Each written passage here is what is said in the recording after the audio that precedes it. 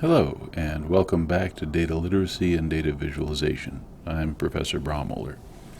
Now, in the last lecture, I told you that we were going to take a look at natural experiments, and I think the best way to get set up to do that, understand how natural experiments work, is to look at the logic of actual experiments.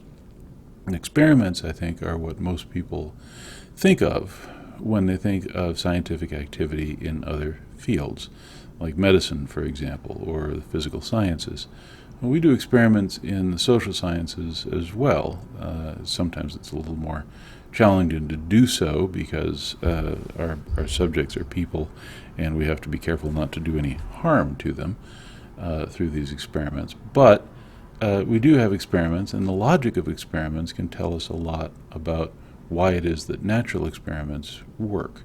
So I'm going to talk about experiments today. I'm going to talk about what they are, why they work, that is, how they get us identification, how they can produce a correlation that is compellingly causal in nature, and then I'll talk a little bit about some of the pros and cons. So what do I mean by an experiment? An experiment is a situation in which typically you have two treatment groups, a treatment group and a control group. Sometimes there are more groups, sometimes there are multiple treatments. You tend not to see situations in which there are no control groups because you need to know what's going on in the absence of the treatment. But you've typically got, at a minimum, a treatment group and a control group. The treatment group receives the experimental treatment and the control group does not. And crucially, the subjects of the experiment are assigned to the treatment and control groups at random. Now, to be clear, at random doesn't mean, at the whim of the researcher. It means involving equal chances for each of the actual hypothetical members of a population to be pulled into the sample. Okay? Now, randomness is really important because it's the key, as we'll see in a couple of minutes, to getting identification out of experiments. I think a lot of people could tell you that experiments are really, really important for teasing out causal relationships, but if pressed, they'd often be hard-pressed to tell you exactly why. And it isn't the setting up of the treatment and control groups so much as the random assignment of people to treatment and control groups. So here's an example.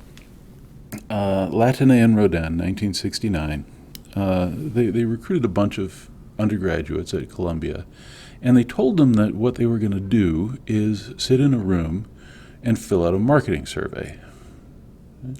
Now, some of them just sat in the room alone, and some of them sat there with another quote-unquote student who was actually was one of a Confederate, was someone who was helping to run the experiment, also sitting in the room and pretending to fill out the same marketing survey.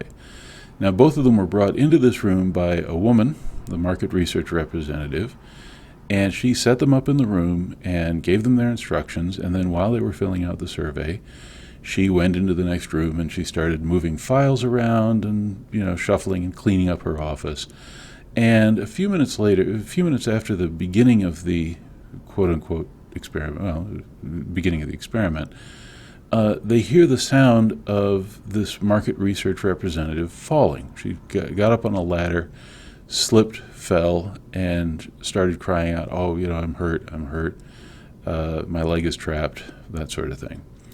Now, the treatment condition is the Confederate, right? Some of the people who took part in the experiment, some of the undergraduates, had no one present with them and had to decide, when they hear this woman fall down, whether or not they're going to help her. And some of them had a Confederate there with them. Now, if the Confederate was there, the Confederate did nothing. And if the student, who was the subject of the experiment, turned to this person and said, "Hey, did you hear that?" they'd sort of shrug non-committally and, not really respond. And if the student said, "Hey, do you think we should do anything?" the other student would just sort of shrug and not really respond and just continue to fill out the survey. So the question that they were trying to get at is, what is the effect of having someone like that next to you or in the same room on the probability that you will get up and help someone under those circumstances. And the results were surprising and a little bit discouraging. If the students were alone, 70% of them got up to go into the other room and see if the woman needed help. If there was an inert Confederate in the room, someone who was not responding in any way, the overwhelming majority of students took their cue from that other person and didn't get up and didn't help. Okay? Now, just taking this as an example to try to figure out why experiments work, why is it that we believe this result? Why is it that we can look at this result and say, yeah, I believe that the impact of having someone else in the room who's not getting up to help is really that big? Because it's a big difference. Right? The answer is that the subjects were selected at random. Okay? They were put into the no Confederate group or the one Confederate group at random. And because they were put in there at random, that ensures that there are no other variables other than the treatment variable that systematically differ between the treatment condition and the no treatment condition. We also know that reverse causation isn't happening, right? Whether or not the woman, whether or not the student gets up to help doesn't cause the treatment. That is, whether or not which group they're selected into. So, going back to our diagram, right, where we say if you're making the claim that y is a function of x plus some other stuff, the nice thing about the experiment is it gets rid of all potential confounding variables, right? All other variables that might be causing both x and y. You ensure that there's no reverse correlation, right? That is that the whether or not the student gets up doesn't really affect the treatment condition. You don't have other variables that are affecting the treatment condition because it's happening at random.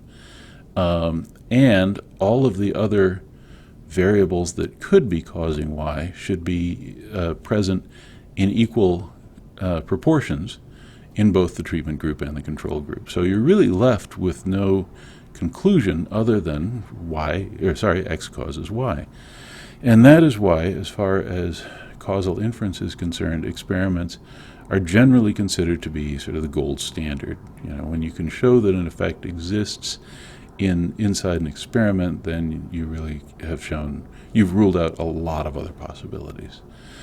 So what are the problems with experiments? Why don't we see them used all the time? Well, one thing is they tend to be pretty limited in scope. As someone who studies international relations, I have a hard time using experiments because it's pretty straightforward to get the university to allow me to experiment on college sophomores. It's very difficult to get the university to allow me to experiment on countries, right? It's difficult to take two similar countries and apply different treatments, a treatment to one and no treatment to the other, just to see what happens. And even if you were allowed to do something like that, and even if the university had the finances to do something like that, the morality of it would be dubious at best. Now, because it's much easier to look at college sophomores than it is to look at impacts of treatments on countries, then you start to wonder, okay, I found this relationship among college sophomores. How much does that really tell me about bigger questions about how the world works, right? And often it's very difficult to make the link between the sort of mechanisms, the interpersonal mechanisms that work in a one-on-one setting, and the international mechanisms that produce outcomes at the level of the international system. So a lot of times in political science, whether you're studying American politics, comparative politics, international relations, a lot of times the relationships that you really want to get at aren't ones that are amenable to experimental treatment. So that's why, as we'll see in the series of lectures coming up, that's why it makes a lot more sense often to look for situations that you can reasonably claim constitute natural experiments.